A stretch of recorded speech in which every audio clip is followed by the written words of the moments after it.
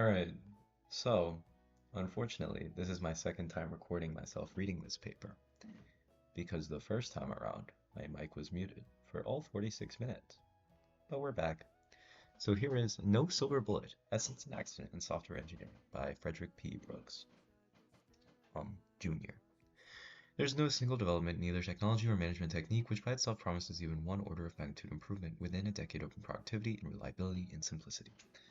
So obviously I've read this paper before at this point, as I just detailed. And his main thesis is that no single development in software engineering is going to improve productivity by orders of magnitude, um, like you might see in like the world of hardware, right? So that's his basic point. There's no silver bullet, to borrow the title. Alright, now onto the abstract. Also, software construction involves essential tasks, the fashioning of complex conceptual structures that compose the abstract software entity and accidental tasks, the representation of these abstract entities in programming languages, and the mapping of these onto machine languages, length, speed, and space and speed constraints. Most of the big past gains in software productivity have come from removing artificial barriers um, that have made the accidental task inordinately hard, such as severe hardware constraints, awkward programming languages, lack of machine time. However, what software engineers now do is still devoted to the accidental as opposed to the essential. This is more than 9/10 of all effort. Shrinking all the accidental activities to zero time will not get an order of magnitude improvement. Oh, let me see what this announcement is. Oh, okay, another TA meeting I will be missing. How much of what software engineers now do is still devoted to the accidental as opposed to the essential? And this is more than 9/10, I already read that. Therefore, it appears that the time has come to address the essential parts of the software task. It is concerned with fashioning abstract conceptual structures of great complexity. I suggest 1. Exploiting the mass market to avoid constructing what can be bought. So use software that exists. Buy it. Buy it. Don't make your own. Alright, next. Using rapid prototyping as part of the planned iteration, establishing software requirements. So I guess like agile workflow or something like that. Growing software organically, adding more and more function to systems that are run, used, and tested, and identifying and developing the conceptual designers of the rising generation. Yeah, okay. Introduction. All the monsters who fill the nightmares of our folklore none terrify more than werewolves, because they transform unexpectedly from the familiar into horrors. For these we seek bullets of silver that can magically lay them to rest. The familiar software project has something of this character, at least as seen by the non-technical manager, usually innocent and straightforward, but capable of becoming a monster of missed schedules, blown budgets, and flawed products. So we hear desperate cries for a silver bullet, something to make software costs drop as rapidly as computer hardware costs do. But as we look to the horizon of a decade hence, we see no silver bullet. There is no single development, neither technology or management technique, which by itself promises even one order of magnitude improvement in productivity and reliability and simplicity. In this chapter, we shall try to see why, but examining both the nature of the software problem and the properties of the bullets proposed. Skepticism is not pessimism, however, although we see no startling breakthroughs and indeed believe such to be inconsistent with the nature of software. Many encouraging innovations are underway. A disciplined, consistent effort to develop, propagate, and exploit them should indeed yield an order of magnitude improvement. There is no royal road, but there is a road. The first step towards the management of disease was replacement of demon theories and humorous theories by the germ theory. That very step, the beginning of hope, in itself dashed all hopes of magical solutions. It told workers that progress would be made stepwise at great effort, and that a persistent, unremitting care would have to be paid to a discipline of cleanliness. So it is with software engineering today. So the idea that there might exist a silver bullet, a single solution to productivity in terms of software engineering is essentially what he's saying, one born of ignorance. And as research has been done, it's been discovered that any progress in productivity will be made step by step, slowly, incrementally. I'd argue maybe this isn't quite true with the emergence of Gen AI and the large impact it's held on society, particularly on software engineering, as reflected in the job market. He actually surprisingly touched on this in his paper, but I don't think that he predicted, nor do I think he could have predicted the scope to which Gen AI has expanded to in the modern day. Next, does it have to be hard? Essential difficulties. Not only are there no silver bullets now in view, the very nature of software makes it unlikely that there will be any. No inventions that will do for software productivity, reliability, and simplicity that electronics, transistors, and large-scale integration did for computer hardware. You cannot expect ever to see twofold gains every 2 years. First, we must observe that the anomaly is not that software progress is so slow, but that computer hardware progress is so fast. No other technology since civilization began has seen 6 orders of magnitude. 6 orders of magnitude price performance gain in 30 years. And no other technology can one choose to take the gain in either improved performance or reduced costs. These gains flow from the transformation of computer manufacture from an assembly industry into a process industry. Second, to see what progress we can expect in software technology, let us examine its difficulties. Following Aristotle, I divide them into essence, the difficulties inherent in the nature of the software, and accidents, those difficulties that today extend its production that are not inherent. The accidents I discuss in the next section. First, let us consider the essence. The essence of a software entity is a construct of interlocking concepts, data sets, relationships among data items, algorithms, and indications of functions. The essence is abstract in that the conceptual construct is the same under many different representations. It is nonetheless highly precise and richly detailed. I believe the hard part of building software to be the specification, design, and testing of this conceptual construct, not the labor of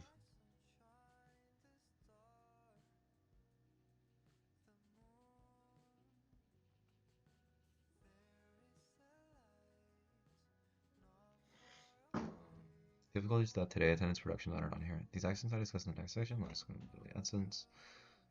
Essence of abstract and that the conceptual construct is the same under many different representations. It is nonetheless highly precise and richly detailed. I believe the hard part of building software to be the specification, design, and testing of this conceptual product.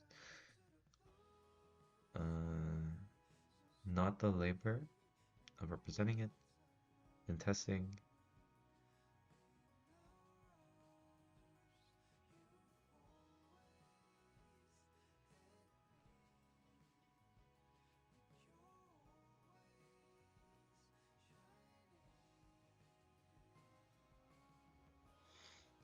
Representing and testing the fidelity of the representation, we still make syntax errors to be sure, but they are fuzz compared to the conceptual errors in most systems. This is true, building software will always be hard. There is inherently no silver bullet. Let us consider the different inherent properties of the irreducible essence of modern software systems: complexity, conformity, changeability, and invisibility. Complexity. Software entities are more complex for their size than perhaps any other human construct, because no two parts are alike. This is about the same level. If they are, we make the two similar parts into one, separate open and closed. In this respect, software systems differ profoundly from computers, buildings, or automobiles, where repeated elements abound. Digital computers are themselves more complex than most things people build. They have very large numbers of states.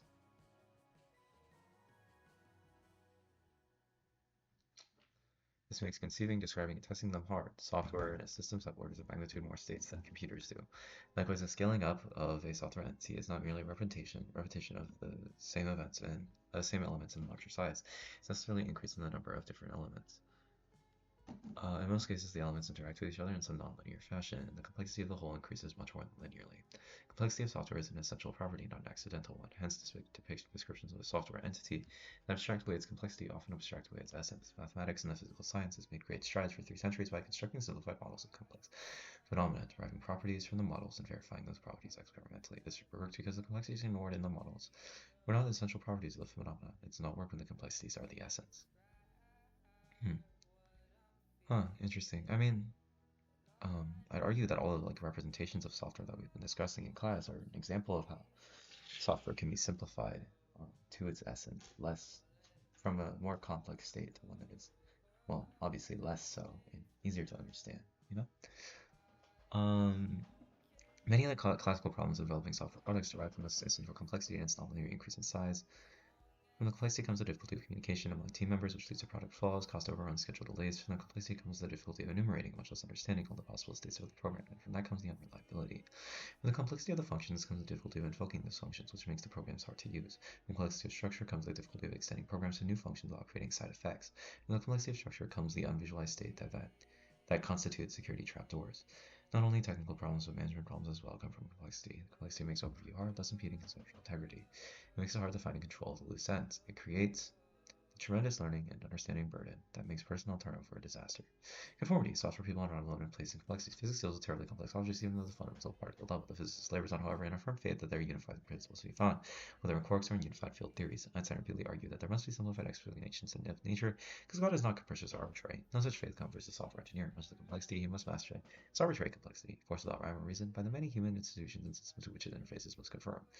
These differ from interface to interface and from time to time, not because of necessity, but only because they are designed by different people rather than by God. In many cases, the software must conform because it has been conformed because it has most recently come to the scene. In others, it must conform because it's perceived as the most conformable. But in all cases, much complexity comes to conformation to other interfaces that cannot be simplified out by redesigning the software alone.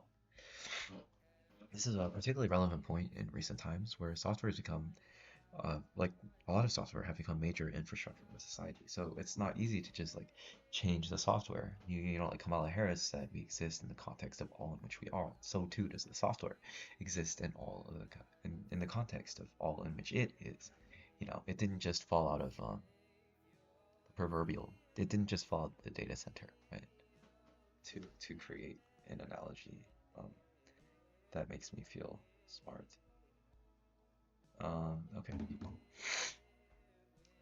Changeability. The software entity is constantly subject to pressures for change. Of course, so are buildings, cars, and computers, but manufactured things are infrequently changed after manufacture. They are superseded by later models, or essential changes are incorporated into later serial number copies of the same basic design. Callbacks of automobiles are really quite infrequent. Field changes of computers somewhat less so, but they're much less frequent than modifications to field and software. Partly this is because software in a system embodies its function. The function is the part that most feels pressures of change. Partly it's because software can be changed more easily. It is the pure thought stuff infinitely malleable. Buildings do in fact get changed, but the high cost of change, understood by all, serve to dampen the whim of the changers. Also, since software gets changed, two processes are at work. A software product is found to be useful. People try it in new cases at the edge of or beyond the original domain. Pressures for extended function come chiefly from users who like the basic function and invent new uses for it. Consider like mods for video games. People invent new uses in a sense. Second, successful software, also like Python libraries, right? Like that's a perfect example. Second, successful software also survives beyond the normal life of the machine vehicle for which it is first written. If not new computers, then at least new disks, new displays, new printers come along, and the software must be conformed to its new vehicles of opportunity. In short, the software product is embedded in a cultural matrix of applications, users, laws, and machine vehicles. It will change continually, and their changes inexorably force change upon the software product. Invisibility. Software is invisible and unvisualizable. Geometric abstractions are powerful tools. The floor plan of a building, unvisualizable. I feel like that's been proven untrue by the visualizations we learned in class, but floor plan of a building helps both the architect and client evaluate spaces, track flows and views. Contradictions become obvious, omissions can be caught. Scale drawings of mechanical parts and still care models and molecules. Although abstractions serve the same purpose, a geometric reality is captured in a geometric abstraction. The reality of software um, is not inherently embedded in space, hence it has no ready geometric representation in the way that light has maps. Silicon chips have diagrams. Computers have connectivity, schematics. As soon as we attempt to diagram software structure, we find it to constitute not one but several general directed graphs superimposed upon another. Several graphs may represent the flow of control, the flow of data, patterns of dependency, time sequence, namespace relationships. These are usually not even planar, much less hierarchical. Indeed, one of the ways of establishing conceptual control over such structures is to enforce link cutting until one or more of the graphs becomes hierarchical. Despite all the progress in restricting and simplifying the structures of software, they remain inherently unvisualizable, thus depriving the mind of some of its most powerful conceptual tools. This act not only impedes the process of design within one mind, it severely hinders communication among minds. Past breakthroughs solved accidental difficulties. We examine the three steps in software technology that have been most fruitful in the past. We discovered that each attacked a different major difficulty in building software, but they have been the accidental, not the essential difficulties. We can also see the natural limits to the extrapolation of such attack. High-level languages. Surely the most powerful stroke for software productivity, reliability, and simplicity has been the progressive use of high-level languages for programming. Most observers credit that development at least a factor of 5 in productivity, and with concomitant gains in reliability, simplicity, and comprehensibility. Now, what does a high-level language accomplish? It frees a program from much of its accidental complexity. Abstract programming consists of conceptual constructs, operations, data types, sequences, and communication.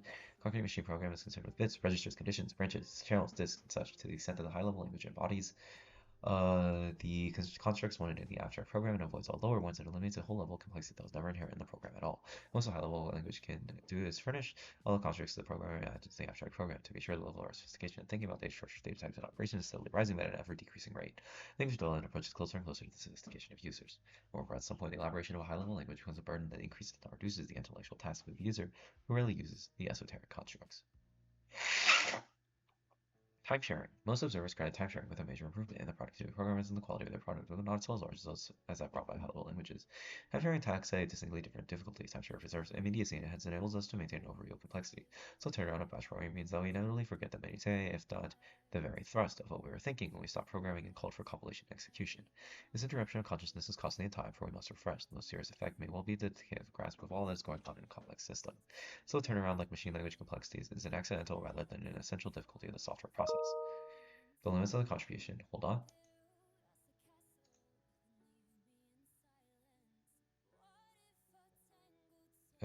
Okay.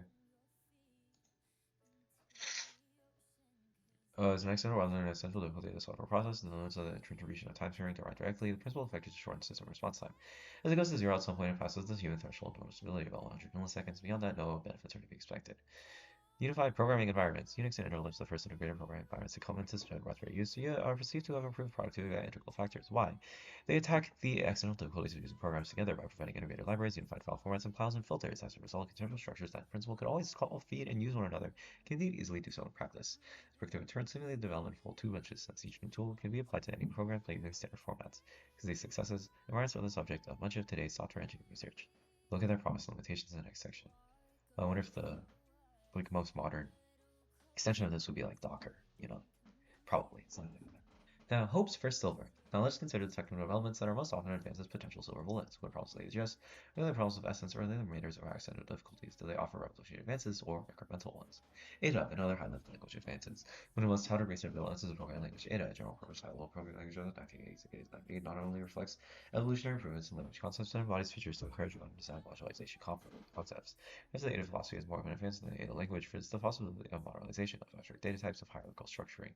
It is perhaps overrich, the natural product of the process by which requirements relate on its design. That is not fatal for subset working vocabularies can solve the learning problem. Hardware advances will give us the cheap MIPS to pay for the compiling costs. Raising the structuring of software systems is indeed a very good use for the increased MIPS our dollars will buy.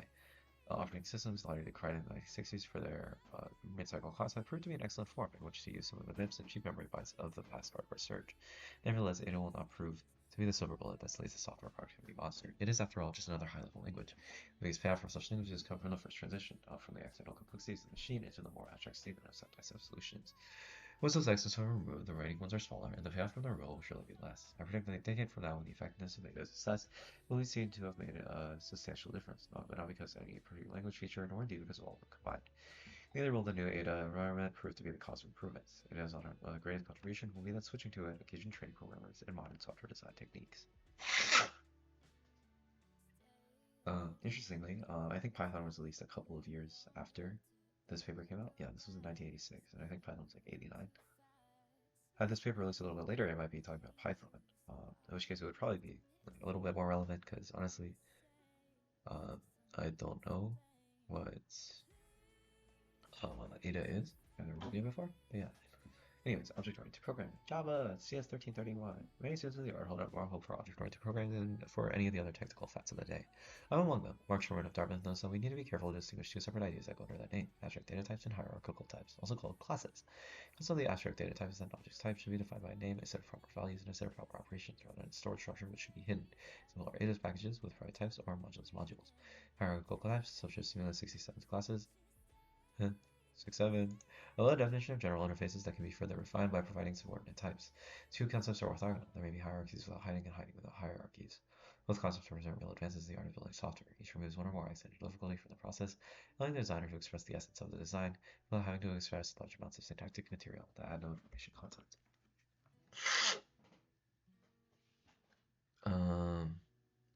For both abstract data types and hierarchical types, the result is to remove a higher order sort of accidental difficulty.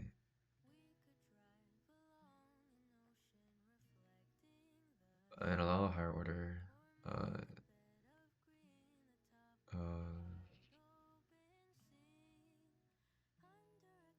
higher order sort of accidental difficulty and allow higher order expression or design. Nevertheless, such advances can do no more than to remove all the accidental difficulties from the expression of design. Complexity of the design itself is essential. Such attacks make no change whatsoever in that. Order of magnitude gain and it can be made by object-oriented programming.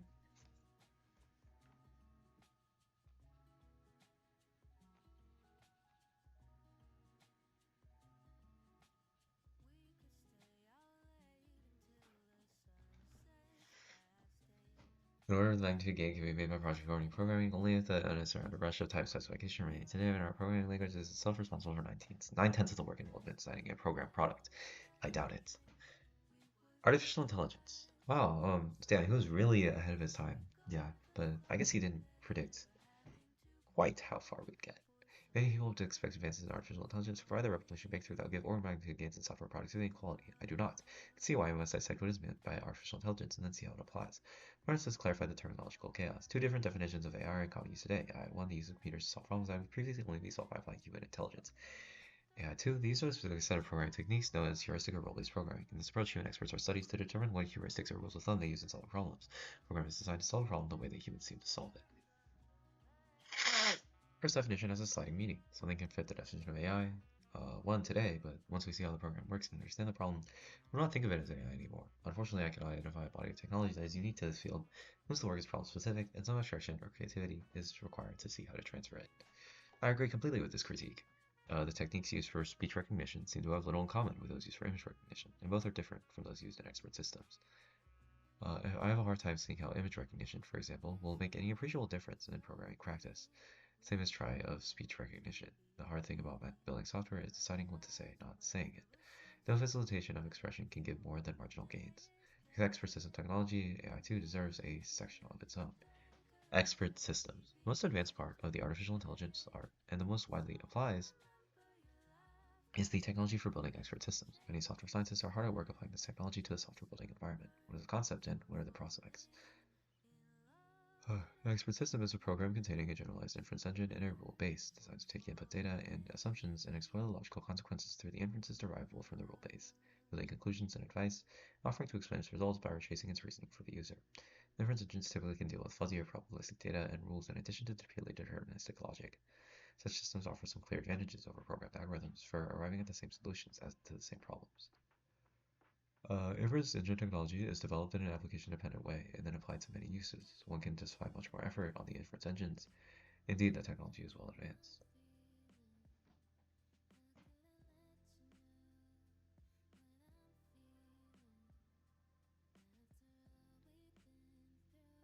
Uh,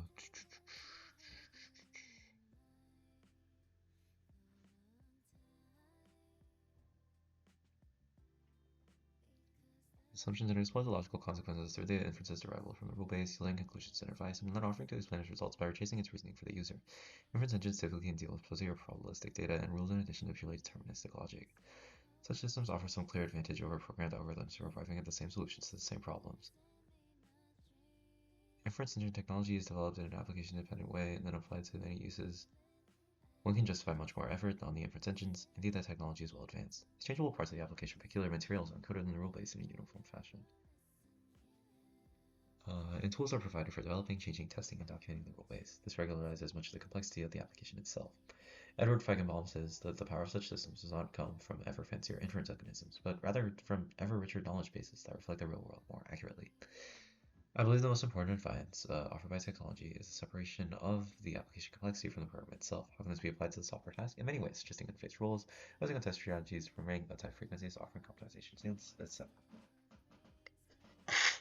Consider an imaginary testing advisor, for example. In its most rudimentary form, the diagnostic expert system is very like a pilot's checklist, but only offering suggestions as to possible causes of difficulty. As a rule base is developed, the suggestions become more specific, taking more sophisticated account of the trouble symptoms reported. One can visualize a debugging assistant that offers very generalized suggestions at first. As more and more system structure is embodied in the rule base, becomes more and more particular in the hypotheses it generates and the tests it recommends.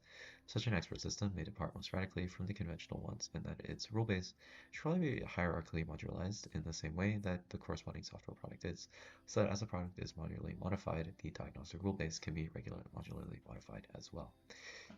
The work required to generate the diagnostic rules is work that will have to be done anyway in generating the set of test cases for the modules and for the system. If it is done in a suitably general manner, with a uniform structure for rules and a good inference engine available, it may actually reduce the total labor of bringing up test cases, as well as helping in lifelong maintenance and modification testing. In the same way, we can postulate other advisors, probably many of them, and probably simple ones, for the other parts of the software construction task. Many difficulties stand in the way of early realization of useful product advisors to the program developer. A crucial part of our imaginary scenario is the development of easy ways to get from program structure specification to the automatic or semi-automatic generation of diagnostic rules.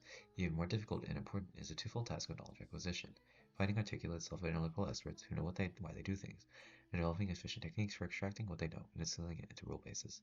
A strong prerequisite for building expert system is to have an expert. Most powerful contribution of expert system will surely be put at the service of the experienced programmer. The experience and accumulated wisdom of the best programmer. This is no small contribution. The gap between the best software engineering practice and the average practice is very wide, perhaps wider than any other engineering discipline. A tool that disseminates good practice would be important. Oh, and I was going to talk about Gen AI a little bit after that, but I think I can link that to this one, automatic programming. For almost 40 years, people have been anticipating writing about automatic programming, generational program for solving a problem from the statement of problem specifications. Some people today write as if they expect this technology to provide the next breakthrough. In short, automatic programming always has been a euphemism for programming with a higher level language than was presently available to the programmer. Carry in essence, that in most cases is a solution method, not the problem whose specification has to be given.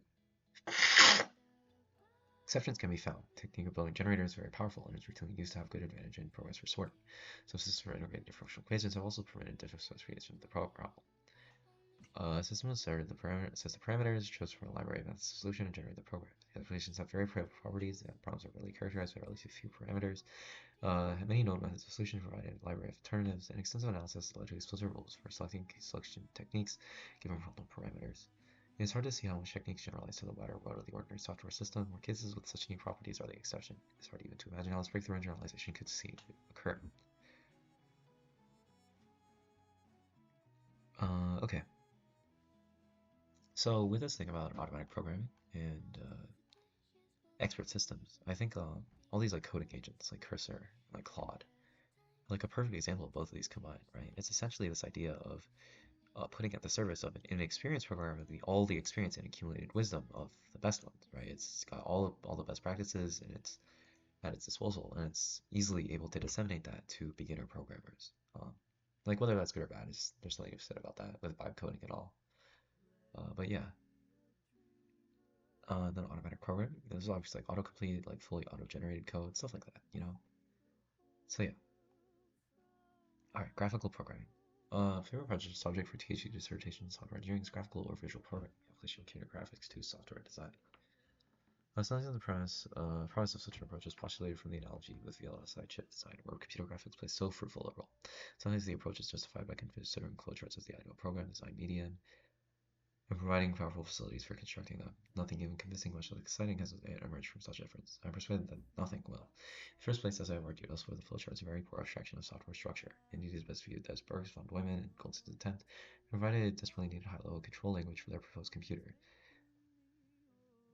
In the pitiful multi-page connection box form to which the flowchart has today been elaborated, it has proved to be essentially useless, designed to allow programmers draw flowcharts after, not before writing the programs they describe. Second, the screens of today are too small pixels to show both the scope and the resolution of any serious detailed left-or diagram. So-called desktop metaphor of today's workstation is instead an airplane seat metaphor. Anyone who has shoveled a lap full of papers while seated in a coach between two portly passengers will recognize the difference. One can only see a very few things at once. True desktop provides overview of and random access to a score of pages. Moreover, when fits of creativity runs strong, more than one programmer writer has been known to abandon the desktop for the more spacious floor. Hardware technology will have to advance quite substantially before the scope of our scopes is sufficient to this software design task. More fundamentally, as I've argued above, software is very difficult to visualize. Whether we diagram control flow, variable scope nesting, variable cross-reference data below, hierarchical data structures, or whatever, we feel only one dimension of the intricately interlocked software elephant. If we superpose all the diagrams generated by the many relevant views, it's simple to extract any global overview. VLSI analogy is fundamentally misleading. Ancient design is a layered two-dimensional object whose geometry reflects its essence. A software system is not. Once again, like I wonder how many of the diagrams that we're learning today about software systems were popular back in the day, like UMD or no UML. Like I wonder if these were in practice back in the day. But honestly, I can see what he's saying because maybe they don't fully capture the complexity of every software system. Program verification. Much of the effort in modern programming goes towards testing and repairing the bugs. Is there perhaps a silver bullet to be found by limiting the errors at the source in the system design phase? Both productivity and product reliability be radically enhanced by following the proudly different strategy of proving designs correct because the immense effort is poured into implementing and testing them. I do not believe we'll find the magic here. Program verification is a very powerful concept and will be very important for such things as secure operating system kernels. Technology does not promise, however, to save labor. Verifications are so much work that only a few substantial programs have been verified. Program verification does not mean error-proof programs. There's no magic here either. Mathematical proofs also can be faulty, so whereas verification might reduce the program testing load, it cannot eliminate it. More seriously, even perfect program verification can only establish that a program meets its specification. Hardest part of the software task is arriving at a complete and consistent specification, and most of the essence of building a program is in fact the debugging of the specification. Environments and tools. How much more again can be expected from the exploding researchers into better programming environments? One's instinctive reaction is that the big payoff problems were the first attacked have been solved. Hierarchical file systems, uniform file formats, so as to have uniform program interfaces, generalized tools. Language-specific smart editors are developments not yet widely used in practice, but the most they promise is freedom from syntactic errors and simple semantic errors. Practice again yet to be realized in the programming environment is the use of integrated database systems to keep track of the myriads of details that must be recalled accurately by the individual programmer and can be current in a group of collaborators on a single system. Surely this work is worthwhile, but surely it will bear some fruit in both productivity and reliability. But by its very nature, the return from now on must be marginal. Workstations. What gains are to be expected for the software art from the certain rapid increase in the power and memory capacity of the individual workstation? Well, how many MIBs can one use fruitfully? The composition and editing of programs and documents is fully supported by today's speeds. Compiling could stand a boost, but a factor of 10 in machine speed would surely leave think time the dominant activity in the programmer's day. Indeed, it appears to be so now. More powerful workstations we surely welcome. Magical enhancements from them we cannot expect. Promising attacks on the conceptual essence. Even though no technological breakthrough promises to give the soft and magical results with which we are so familiar in the hardware area, there's both an abundance of good working going on now and the promise of steady, if not spectacular, progress. All the technological attacks and the accidents of the software process are fundamentally limited by the productivity equation. Time task equals the sum of frequency times time. I don't know what he means by this. It looks a lot um, like that one LinkedIn equation E equals MC squared plus AI, but like it's funny. Oh well. If, as I believe, the consumable components of the task are now taking most of the time, then no amount of activity on the task components that are merely the expression of the concepts can give large productivity gains. Hence, we must consider those attacks that address the essence of the software problem, the formulation of those complex consumable structures. Fortunately, some of these are very promising. Buy versus build. The most radical possible solution for constructing software is not to construct it at all. Every day this becomes easier as more and more vendors offer more and better software products for a distinct variety of applications. Always software engineers have labored on in production methodology. The personal computer revolution has created not one but many mass markets for software. Every newsstand carried monthly magazines which, sorted by machine type, advertise and review dozens of products at prices from a few dollars to a few $100s. More specialized sources offer very powerful products for the workstation and other Unix markets. Even software tools and environments can be bought off the shelf. Most will propose a marketplace for individual modules. Any such product is cheaper to buy than to build afresh. Even at a cost of $100,000, the first piece of software is costing only about as much as one programmer a year.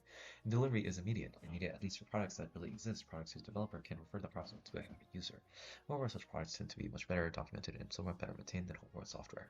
Though the mass market is, I believe, the most profound long-run trend in software engineering. The cost of software has always been a development cost, not replication cost. Sharing that cost among even a few users readily cuts the per user cost. Another way of looking at it is that the use of n copies of a software system effectively multiplies the productivity of the expressed by n. It's an enhancement of the productivity of the discipline and of the nation. The key issue, of course, is applicability. Can I use an available off-the-shelf package to do my task? Surprising thing has happened here. During the 1950s and 1960s, study after study showed that users would not use off-the-shelf packages for payroll, inventory control, accounts receivable, etc. The requirements were too specialized, the case-to-case variation too high.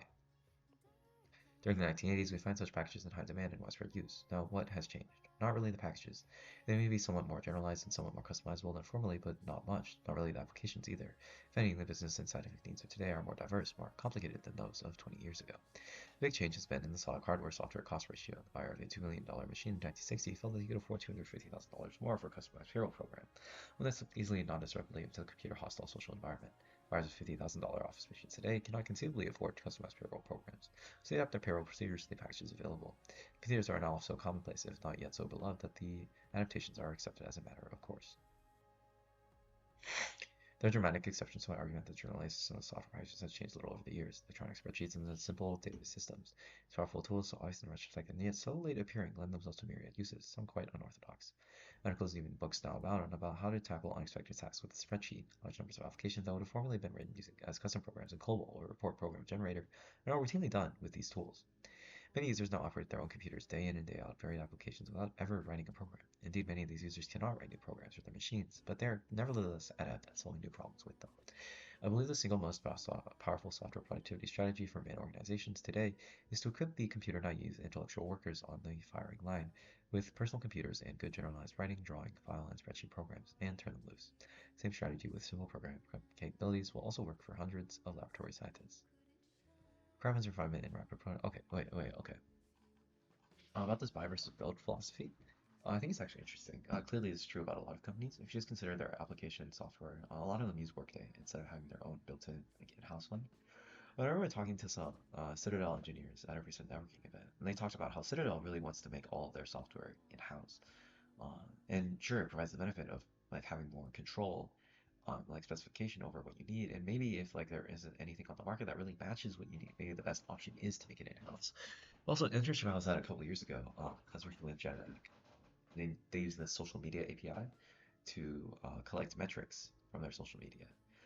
But if they used the okay, or like they were just accessing from the dashboard directly, but if they wanted to get the API to automate that process, it would have costed them about $35,000.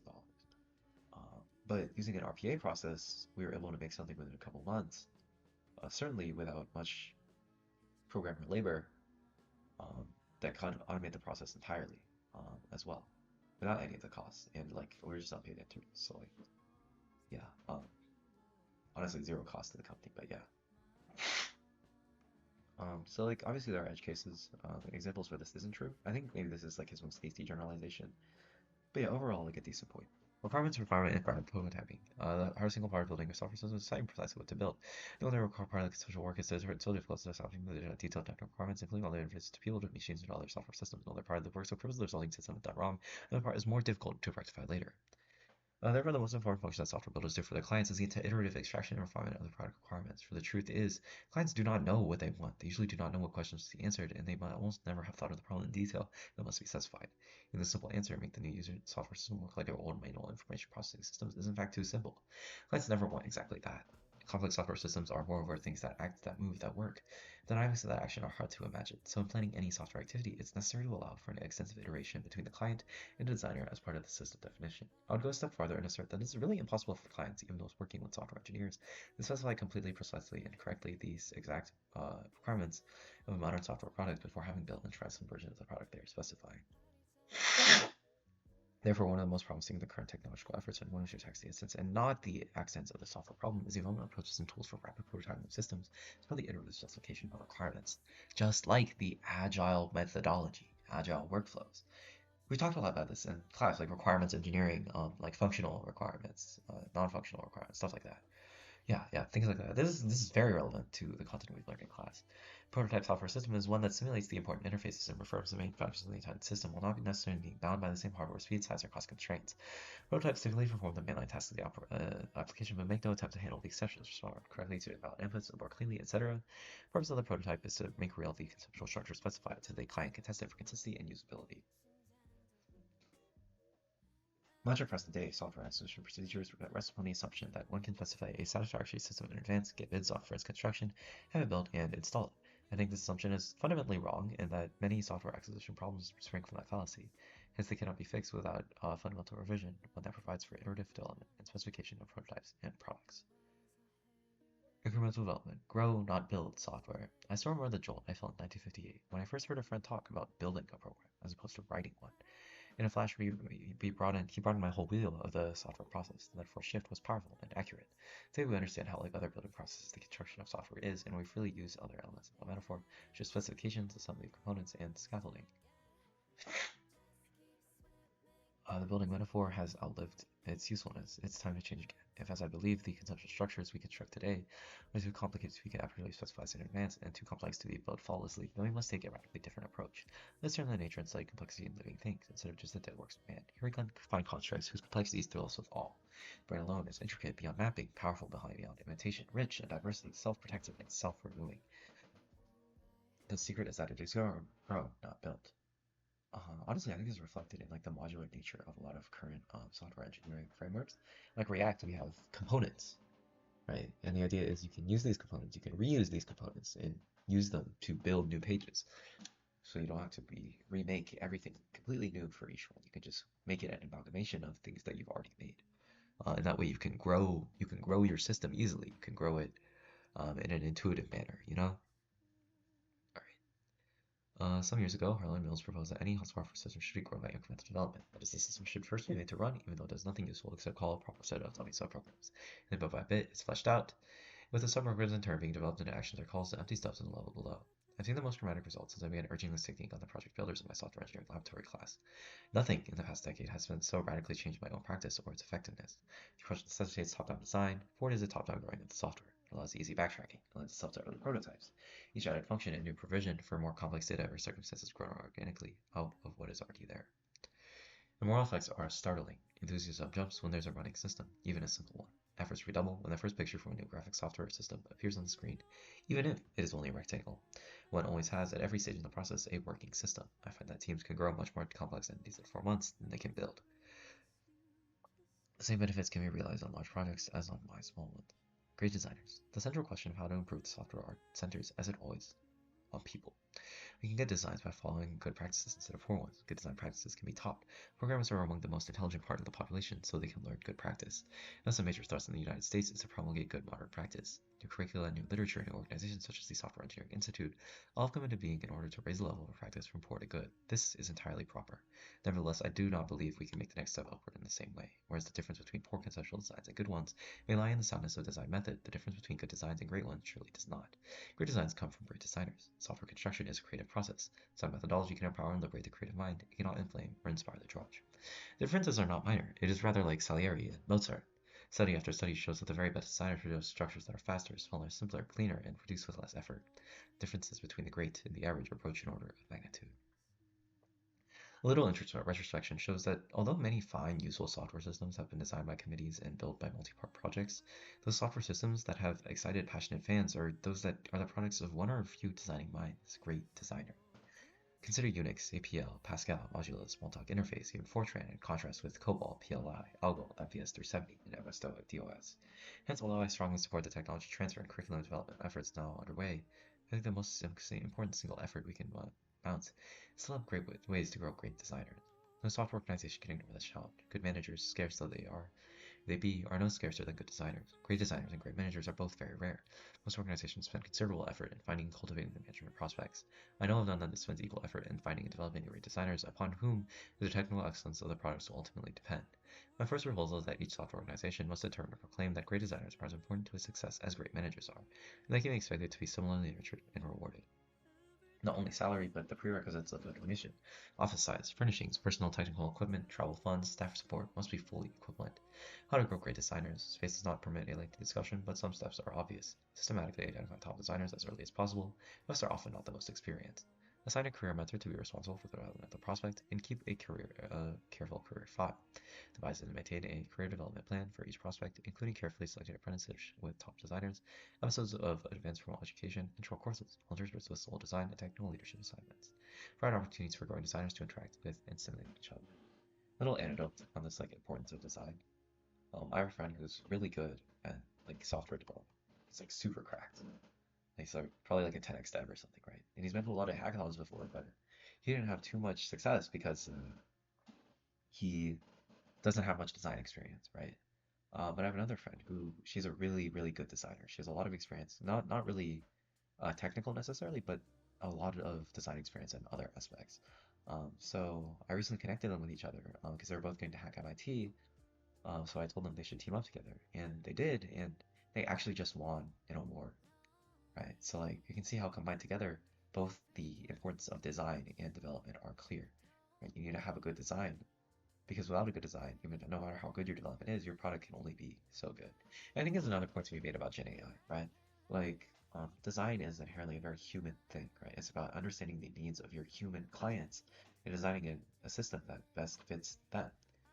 And so in a sense, maybe AI isn't quite at the stage where it can fully understand this entire design and empathize with it and create an app or develop something that can truly meet its users' needs as well as possible. So yeah, interesting paper. Hopefully my takeaways were interesting as well. That's it.